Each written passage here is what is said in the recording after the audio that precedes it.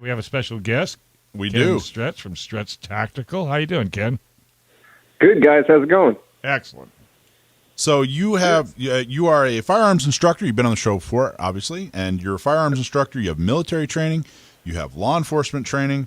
You've also taught classes for 511 Tactical's ABR Academy, and you've done some live fire collaboration with Rick Hogg of Warhog Tactical.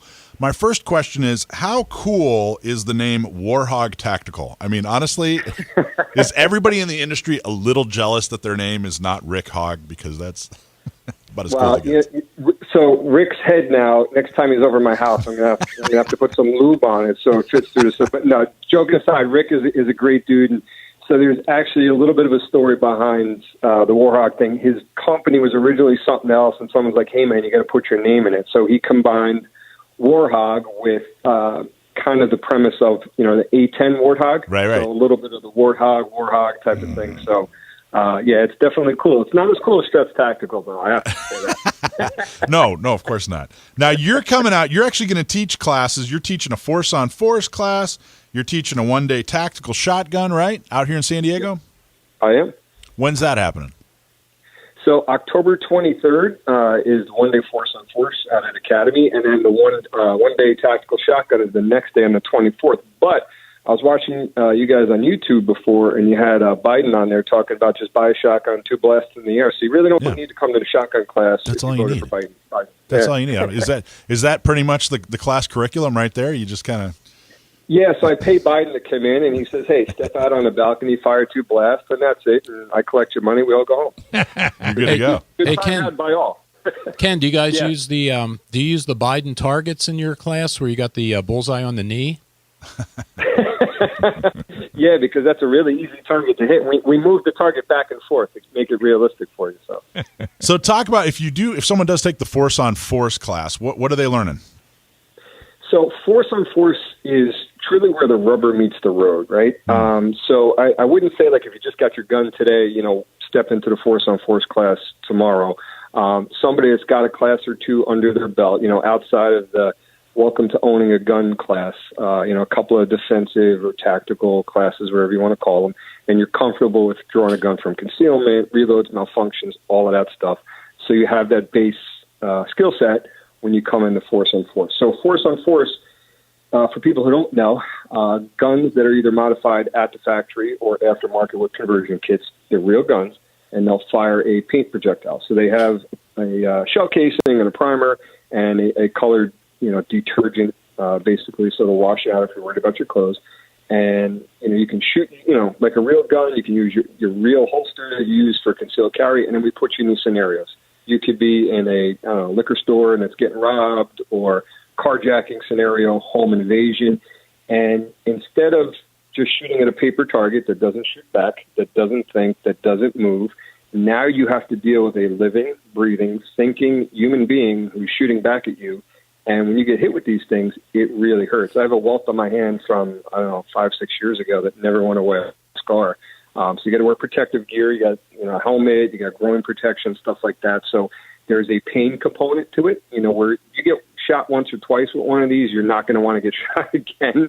And you're going to go through a full day of that. So that's cool. There's really a payoff to not get shot, to do the right thing. And then we put you in scenarios that, hey, maybe you shouldn't have gotten involved. Maybe you should have been a good, good witness, right? But then, we can't let you just walk out like that because you're really not going to test your skills. So there's going to be scenarios where you really have to get involved. Or, you think you got to get involved, and then we throw a twist in that you didn't see coming, and you're like, yeah, I should have paid attention in the briefing. So we'll start the class off with a little bit of combat mindsets and stuff I've experienced, personally in the street as a cop, and friends of mine that have been involved in things or things I've responded to, or just maybe some things I've seen on the news, right? We'll give you kind of a, hey, this is how you should approach it, because I can't teach you what to think, if this, then that, because there's too many variables in something that could happen to you, right? So the only thing I can do is teach you how to think. And how to think is by putting you in these scenarios, and you call it stress inoculation, right? The stress of having to think, not wanting to get shot, wanting to do well, and a little bit of our ego as gun people, right? Like, oh, I'm a gun guy or a gun girl. I'm going to go in there and I'm going to rock this scenario. And you get in there, you start getting nervous, and you start second guessing a little bit, or you're not sure what's going to go on because you know something's going to happen. But it might be a scenario where nothing happens, and we just kind of see how you react. Yeah, if you've never, I'll tell you, listeners, if you've never taken any kind of class where someone's shooting back, or if you've never at least played paintball or something like that, whole new world, whole new development of a whole new skill set, a whole new mindset. When someone's, it's not even like compared to like IPSC or IDPA. Those targets don't shoot back, and it's extremely, extremely valuable. I'm glad you're coming out to teach that. And you're doing a one-day tactical shotgun, and I have a shotgun question for you. I'm starting to ask every shotgun expert I can. I'm asking them this question.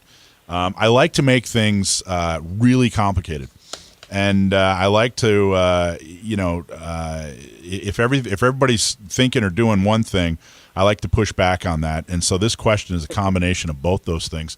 So I've noticed that, of course, everybody that uses shotgun for home defense or self-defense typically has some kind of buckshot. I mean, there's a couple of, variables. Some people like this, some people like that. But most people use double-aught buck.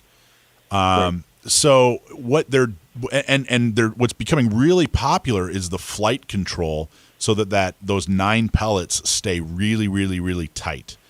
And I've noticed, even with non-flight control from my Mossberg 500, when I go to pattern my shotgun, you don't really get any kind of spread until you get at least 10 yards out, at least 10 yards. You get a nice tight grouping. And then even at 15 yards, it's still fairly tight. And, of course, for home defense, 15 yards, unless you're making a lot more money than I am, you're not going to have a lot of shots in your house that are more than 15 yards. Here's my question. If that's the goal, to keep the 9 pellets tightly in there, why aren't we promoting slug more in home defense shotguns? Why don't we all just switch to slug? So there's a couple of things, right? So yeah, if it's just home defense, okay, I got it. But as far as the slugs can overpenetrate. I went to a homicide one time. Dude shot a guy through the car window. That wasn't enough. Pulled him out, stood over him, shot him in the head. Top of his head looked like a can opener. Opened it up. His brain was gone. There was a piece of the skull like 20 yards away. What happened to that slug? We never found the slug. We didn't even find his brain. It just decimated it, right? So now you're going to deal with overpenetration when you're talking about a slug. Even reduced recoil slugs, I've shot them in the bulletproof vests. Sometimes they stop them, sometimes they don't. Generally speaking, no. Full power slugs will always go through a bulletproof vest. So you really got to worry about overpenetration with that. The other thing with the shotgun, and 2020, 2021 has showed us this, is yeah, maybe you're going to use it in your house, but what happens, what were the attorneys in, I can't think of their name, Missouri or something, when the people came in their gated community and St. Louis. outside? Yeah. So what happens when you have your home defense shotgun and now the situation that you never thought in a million years, and I'm sure they never saw that situation coming, a year before that. What happens when you end up outside and now you got to take a shot past your pattern buckshot, that 7-yard shot or whatever your vestibule or longest shot in your house is. If you always train, and I hear people say, with the handgun anyway, 5 rounds, 5 yards, 5 seconds, that's going to be the standard I have to train for because that's the most likely situation I'll find myself in. What happens when you train to that standard, but you find yourself in a situation that's, a minute and a half, 3 people wearing body armor, which we've seen a lot of body armor out in the street, in the last, year or two. And I've seen it before in my career. What happens when you find yourself in that scenario you didn't prepare for? You're better off training for the worst case scenario you couldn't even imagine, so that when you find yourself in that, 5 yards, 5 rounds, 5 seconds, or whatever home defense situation you find yourself in, I don't want to say it would be a piece of cake, but it's kind of like, I spent time in the Army, right? More sweat and training, less blood in combat is kind of the premise there. So you should train harder than you need to, or harder than you think you need to. So then if you ever find yourself in that situation, you'll shine. You won't just survive, you'll thrive. All right. Okay. How do people sign up for the class? Sure. So they just go to stretztactical.com, STRETZ tactical.com, and I believe there's a, I don't want to quote discount, but I believe there's a Gun Owners Radio discount. Listener discount, 10% if you, for Gun Owners Radio, listener discount is 10% if you enter Gun Owners Radio, and members get 15% off. Right, Rich? Did I say that right? Okay, good. I said that right. Also, what we want to do is get some law enforcement folks into your class. So we're trying to sponsor some folks to go to the class. So our law enforcement training scholarship, you can donate at gunownersradio.com. You can give that scholarship, and we're going to get Ken to teach some law enforcement guys. Ken, thank you so much. Give your website one more time. StretzTactical.com, STRETZ tactical.com. All right, buddy. Good luck. Thanks for having me on.